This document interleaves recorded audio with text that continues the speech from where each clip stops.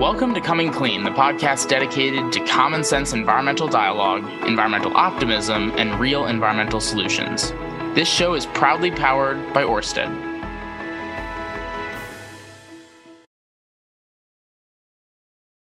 Can being green also produce green money, that is? This week we're talking with Jessica Turner, president of the Outdoor Recreation Roundtable, a coalition of outdoor recreation associations and organizations. And in this role, she helps advance the outdoor recreation economy and help with important conservation efforts. We talk about how our desire to connect with the outdoors can also help the planet and the economy. Jessica, thank you so much for coming on the show. How are you today? Good. Thanks for having me. Of course, I'm really excited about this episode because it is about really the core of what we talk about at ACC, right? This idea that you can conserve the planet, you can protect the planet, but you can also protect, economic development, and you can make money. And these things are not mutually exclusive; they can coexist. And so, really excited to have you on to talk about that. But first, I always like to dive into the background of our guests. So tell us a little bit about yourself and how you got into your position with the Recreation Roundtable. Sure. Yeah. So I probably started, I guess, at the core of conservation in grad school, starting in American government, and really interested in that connection.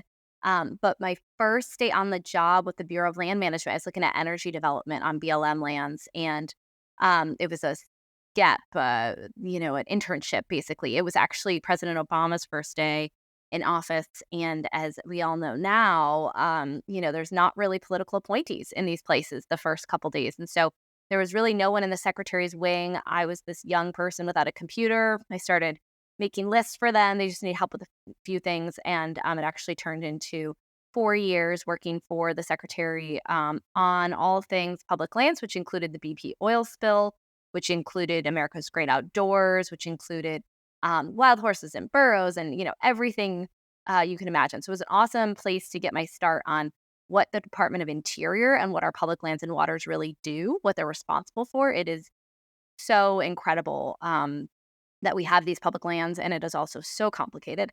And from there, I really took an interest on the business side and the connection of people to places. And I thought that was the most important thing.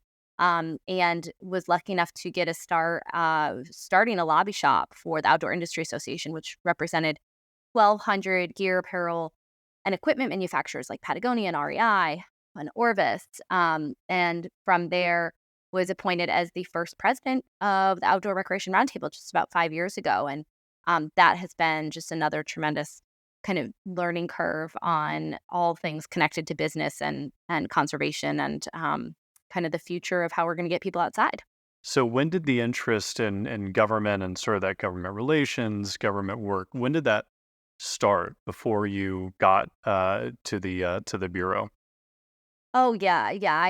I went to Georgetown for government and undergrad, and then continued it in grad school. I think I was student body president. I was always interested in those types of things.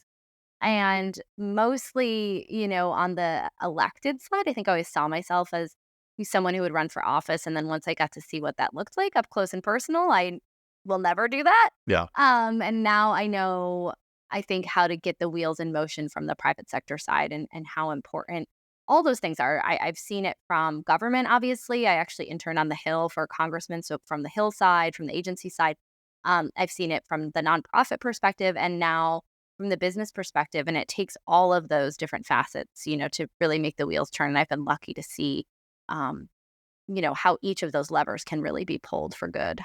I imagine in a position like you mentioned the BP oil spill, and I remember how just that captured national attention, a big national controversy. What kind of lessons do you learn when you're in a place like the BLM and you're seeing these sort of crises or these major, major challenges happening? Like I imagine you grow a thick skin, you grow patience, but what were kind of the big lessons that you took away from your time there? Honestly, and this, maybe I've never explained it succinctly, but I think about it a lot. I think if there's one word that I took from this and that really changed me, it moderated me. my opinions. It really politically moderated me at a time where I was pretty fresh out of college, thought I knew everything. And then you see something like that happen. You see the people that come to the table every day, the CEOs of these oil companies coming every day to the table, using their resources to stop a spill that they were not responsible for, most of them. You see the conservation organizations that came to the table to help. You see the people in politics, Republican and Democrat, that came to the table and helped. And I think that showed me that I always wanted to be in the room. I wanted to be in the room doing good things, and you can be Democrat, Republican, you can be conservation business, you can even be an oil and gas company. And that wasn't a perspective I had seen before. But the people who stopped that spill and stopped the animals and the economic, you know, catastrophe, it was all of those people coming together, and it took all of that. And I think the common theme at that time was, the oil companies are bad, the conservation companies are good, the administration's not doing enough. Everyone had their perspective, but unless you were in the room, you didn't realize everyone there was trying their hardest to do the right thing, and that's how we were able to accomplish, getting it fixed. And it's interesting too, because that was a period of time when our politics on a national scale were becoming more divisive, right? And so that's really interesting that it moderated you, and it showed you like there's a lot more that we don't maybe see behind the scenes of people with, as you mentioned, like good intentions, not necessarily their fault, but nonetheless coming together. So Totally. that's And it stayed with me. I think that DC and where things get done are 100% the most moderate places on earth. yeah, And I think, I was just at the Heartland Summit in Arkansas. Those were really moderate conversations. We had Republican mayors and Democrat mayors. And I mean, sometimes you're even in the Midwest and people don't even have a political affiliation with their, yeah, mayors or governors. They're moderates. There's just an election system that I think pulls us apart with the way that we create our primary candidates. And I think that there's issues like oil and gas and conservation, things like that, that pull people apart. But when you get to the brass tactics of what it takes to get something done, I've never seen a good idea, good policy, good decision be made without both sides at the table. yeah. That could be a whole podcast episode on that. But I I know. really, Sorry, yeah. I could go on and No, on and it's on. fascinating. I appreciate your perspective about that. But take us now to Outdoor Recreation Roundtable. You mentioned you were the first, or you are the first president of it. Um, why? Well, give us first the intro of what the roundtable does, but also why it was founded. What was the problem that it seeks to solve? Yeah, so I think they're really connected. What we realized as an industry about 6 years ago when we got the first ever Department of Commerce data showing that we were, I don't remember what we were then. Today we're an $862 billion industry. The CEOs of all the trade associations started coming together and saying, wait, this is only when we are all together. This is when skiing is next to snowboarding, is next to hiking and biking and hunting and fishing. This isn't just one industry. How do we show up as that industry? How do we show up as this massive economic power? What if we got our heads together around some really important things? And so the CEOs of all the trade associations came together, had a couple day strategic session in DC, formed ORR, and really around access and infrastructure. At that time, it was before we'd had GAOA or all these recent investments, and infrastructure was becoming such an issue for people having good experiences in the outdoors, and of course, access to the outdoors. Always being an issue, and so formed ORR on those premises. And since then, we've brought together over 35 national associations. Now it's probably over 45 state recreation directors, big nonprofits, big businesses to focus on what we all agree on, that 99% of things, that it doesn't matter if you're on a snowmobile or on skis, you are going in the same direction. We've been able to accomplish a ton with that. And it's just been a really amazing space to not focus on what divides us as a recreation community, because there's, of course, those trailhead conflicts between the e-bikes and the horses, and they're legit. There's real things happening there. But if we have more opportunities to get outside, if there's more places, if there's better managed public lands and waters, I don't think we're going to have those conflicts as much. And so we all come together around, that great idea. Yeah, and going back to what I said at the beginning was this.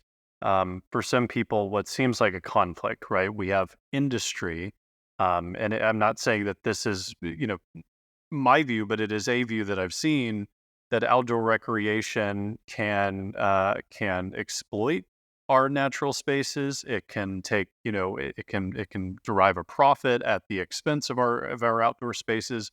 But I think what people don't often realize, and something that we've talked about on this show, something that I'm really passionate about, when it comes to, and this is the background that I know, when it comes to, um, hunters and anglers, right? Some of the biggest contributors to wildlife conservation. Outdoor recreation, some of the biggest contributors to preserving our natural areas. And so help us paint the picture. And I know there's a lot of detail involved in this, but help us paint the picture of what all goes into making those two things work together. Getting a profit, having, economic contributions, but also ensuring that our nature and our natural areas remain pristine. Yeah, I mean, I really struggle with this one because I think everything exploits our natural resources. The house you're in, the parking lot I just parked at, the trains, the planes, the cars. So the the idea that people going out and enjoying it is any worse than those things, I would argue it's not. And I would argue the intangible impacts of that are that we have lifelong conservationists, we have lifelong people who are going to protect these places, save these places, enjoy these places, want to pass them down to their kids and their grandkids. And then, as you pointed out, the tangible is there's a real economic engine. Like I mentioned, we're an $862 billion industry. We employ 4.5 million Americans. It's 2% of the GDP, 3.3% of all US employees. So it's real money and real jobs, and real communities depend on this. And then we also contribute to Dingle Johnson and Pittman Robertson. And in 2023, Dingle Johnson appropriated $424 million. Pittman Robertson $1.2 billion. And that doesn't count the sport fish restoration boating fish tax that we pay on, the recreation trails program that our off-highway vehicles pay for. So we are paying and paying in. I also, besides just the hunt and fish side, which is really key, and the North American conservation model is one of the best in the entire world. Um, Most of the outdoor brands, founders, are you're not really in it for the money to begin with, but Okay. they're the original conservationists. They're doing it because they were outside, they saw a need, they could create it cleaner, better, lighter, more sustainably, and that's why they're in this business. And so I think we're all trying to have the smallest impact we can on our public lands and waters, and good management, and defining areas where recreation is a great use, where recreation might not be an okay use, understanding those things. I think that's all part of this very delicate process. And why, there's so many of my members who are interested in policy, because we want a seat at the table in ensuring that people can participate in these activities that create lifelong, enthusiasts, and be sure that we're, doing it in a sustainable way so that future generations can have the opportunity to be lifelong enthusiasts. And so I think it all goes hand in glove, but I do struggle with, of course, there's an impact on record. I mean, humans have the greatest impact of any species in the world on everything we do. I fail to, buy that us, skiing or hiking or ATVing or e-biking where it's appropriate and managed for is any more impactful than anything else we do in our daily lives. Yeah, I think back to some of the stories that we use often, but going to Midland, right, where they drill for oil and meeting the people who do that. These are people from the area, right? These are people who this is their home. They take, obviously there is a human impact of doing that, but they take great pride in the efforts that they have to minimize that impact, to conserve the land, to be good stewards of their land. And similarly with outdoor recreation, um, particularly when you go to some of these more remote places, or you're going out to the national parks, you're going out to these ski resort towns or things like that. These are people who grew up in that area, they love that area, and they're just trying to share that area with the rest of the country and the rest of the world. But they also want to make sure that it sticks around for future generations. And so I agree that is helpful context to remember that the people behind these ventures are usually come from a place of having been connected, to the Yeah, and I land. think even that, people were always on the land, right? For much longer than we've been here, indigenous communities were on the land. And so I think one of the concepts that I, just think about a lot is that we always feel it's like us versus nature or nature versus man, and it's like we originally lived among the land, we lived on the land, and so we have since been industrialized and taken, our lives aren't connected with it anymore, and a reconnection with nature and the land is like, can only help everything. Once you realize your impact, you want to have less of an impact. Once you realize that great gear and equipment you created gets more people outside, you want to manage those people better and say, all right, maybe there's some days that are really important for a certain bird or species, for mating or, habitat. I think we'd all agree, like, let's figure that out. And what ORR is trying to do is make that pie bigger of recreation opportunities. So we're not fighting over those slices so that if it does come, that there's a place that needs to be closed for a certain reason, there's still access, nearby for that same activity. Yeah. One of the reasons why I have such an appreciation for the outdoor recreation community and all the different things that fall under that is because I think that particularly today, when people are stressed, they're overwhelmed, they have just so much coming at them. Getting out into nature and being able to connect with nature in whatever way you want. For some people, that's just like, I'm gonna drink a margarita on the patio and like that's my outdoor time. But whatever that is, it's so important for mental health and mental clarity. And I don't know if you get this, but being someone who works at a conservation organization, it doesn't always work for me to clear my mind by going outdoors because that triggers me to think more about work. I don't know if that's something that you have. But talk about the benefit that you get from being out in nature and why it's so important for people to be able to connect with our natural environment and sort of the benefit that y'all help promote. Well, I've lived in the city for past 20 years, I think, so my connection with nature is that close to home, a run, I used to be a run in the mall, a run to the river, the Potomac, like anything that could get me trees and water, I was a new person. And it needs to happen every day. I'm pretty religious about it. Even in my own, community, it's like a walk around the neighborhood that has some trees and some birds, and if I see a bunny, it's like, "Okay, this is it." But then, now having kids, 2 little kids, I just see the wonder, the excitement, the, complete, changing of personality. We're having a bad day, we go for a hike, in a nearby by park, the whole day turns around. So there is something there that I can see in, a 6-month-old and a 2.5-year-old that, we probably fail to see in ourselves, but it's the same impact. I'm a little more impacted by water. There's something about water that's really important to me. I know some of my friends it's the mountain, some people it's the prairie. Like, we've all got our own thing, but there's great studies about just awe, just being in awe of nature, seeing the stars, seeing a mountain that's bigger than you, seeing the river flowing fast. It creates a sense of how small we are. It makes you, of course, mental and physical. I mean, that's a no-brainer, right? We've seen a lot of studies on that, the exercise, the vitamin D, the clearing of the head. But there's this really cool thing about society, being a better society, being a better person when you're outside because you understand you're small, your issues are small, we're part of something bigger. And having an appreciation for that makes you a better person in society. And so I think these studies are really just beginning. And it's kind of sad we have to quantify all of this in order to move the needle. But if that's where we are, I'm excited to see more data. There's two things I want to link together, and that is, during COVID, we saw a lot of people go outdoors more, which was awesome. In many ways, though, like national parks became overcrowded, and there was this big strain on resources.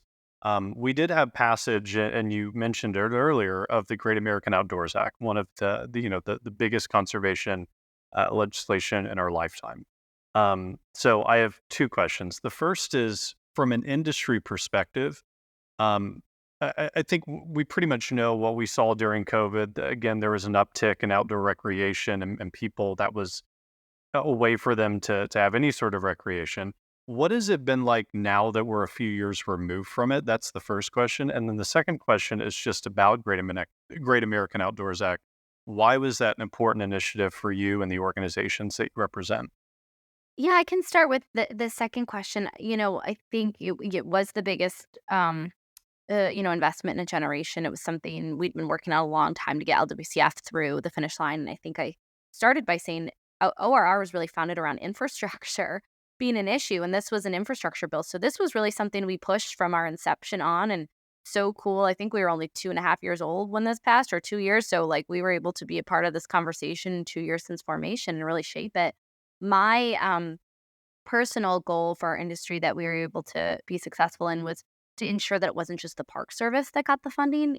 Coming from a Department of the Interior background, I'm very aware of the Bureau of Land Management, Fish and Wildlife Service, and Forest Service that don't always get the same love, have the same needs as the Park Service. So one of the things the recreation community was able to do was ensure that this wasn't just a bill for the rich parks that had infrastructure issues. This was a bill for all of the communities across the country that could benefit from, jobs, workforce, projects, anything. And it did that. Um, the other really important part of this was when it happened. So in the summer of 2020, we're in the middle of an international pandemic, one of the most divisive elections of all time, maybe until 2024. Um, and it's the only thing that Congress did that summer. I remember I watched it on the Zoom because, we're in the middle, no one could be in the Capitol when it passed. And Senator Gardner, then at the time, the sponsor of this, read a letter we had written with 150 CEOs from across the industry, imploring um, Congress to pass this bill because so many people were getting outside, so many people were focusing on it. And it's the only thing they did because it was such a beacon of collaboration and cooperation. And to see this bill passed with flying colors of bipartisanship, bicameral, was a testament to how much the country needed the outdoors at this time and how much I think Congress saw the outdoors and outdoor recreation in particular as a win. So there was just so much that happened there. I think since then we've seen great projects off the ground. We've obviously gotten down on the backlog at all the agencies, and that's been great. And we're not seeing the constant sort of stealing from the recreation accounts that we used to see. Like, not every infrastructure project is recreation. I understand that. Not every backlog project is recreation. But what it does is it fixes those water systems, it fixes those roads, it fixes those really unsexy things so that the recreation fee dollars that are going to those programs can stay in there and do the really cool things that we're all going to be impacted. So that's a little bit of, the tangential pieces that we're proud of. And I'm hopeful that over the course of the next 2 years, I think as the program finishes its funding, at least on the legacy side, legacy restoration fund side, I'm hoping that we're just seeing awesome projects at the ground level that I don't need to know about every single one of them, but that the communities are really feeling the impact of. It's awesome. And then in terms of where, did the uptick in outdoor recreation, has that sustained since the pandemic has filtered out, or what are you seeing from an industry level? Well, you're teeing up a great PSA for Friday's data. We're getting our new data from the Department of Commerce on 2022. I think it's going to be the biggest yet. Obviously, we haven't seen the numbers, but I am assuming 2022 will be our biggest year. So that shows that that was sustained. 2023 is not the same outlook. And I think there's a couple of reasons for that. Inflation is a problem. It's a problem for people buying houses, but also boats and RVs and anything where you might want to take out a loan. So that's a slow. We're having tariff issues and sort of supply chain issues. That's all on the business side. On the consumer side, I think, the world is getting back to what it was before COVID. And that means international trips. That means long work days. That means traveling for business. That means maybe being in the car more, less time with family. And those are the things that take people away from the outdoors. But we aren't seeing participation dip. We're seeing, the amount of trips people are taking obviously change because there's other demands for their time. But the participants who got outside from COVID found it as a solace, a reprieve, time to spend with friends and family.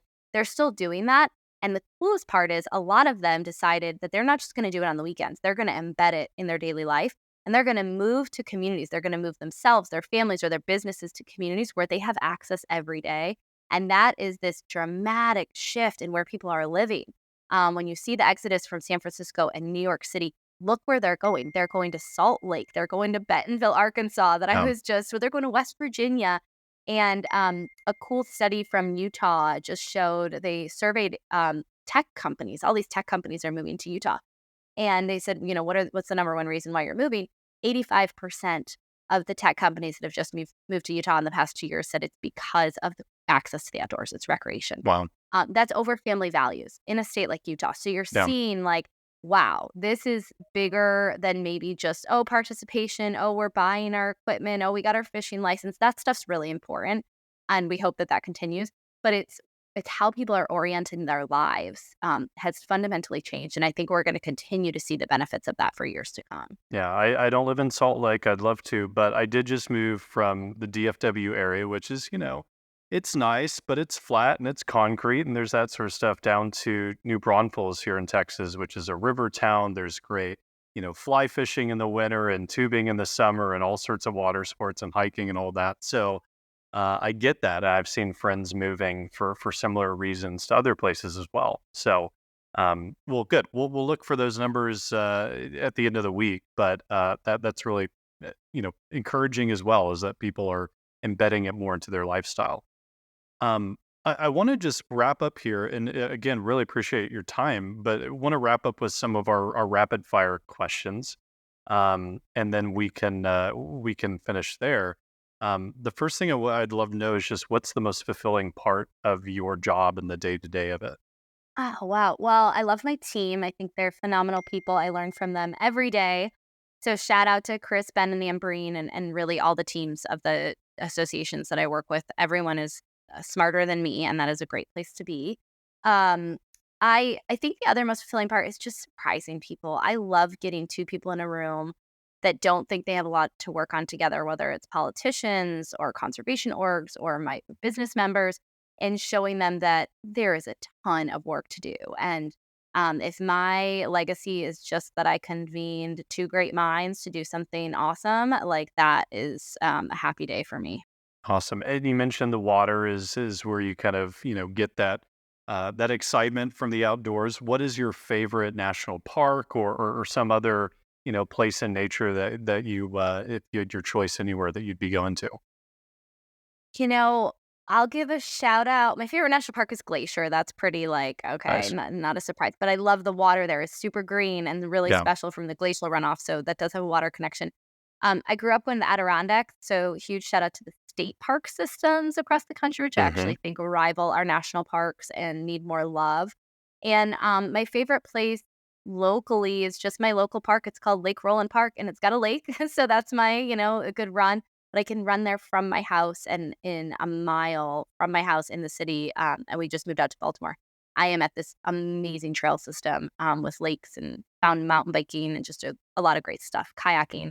So it's pretty cool to be able to do that in the city.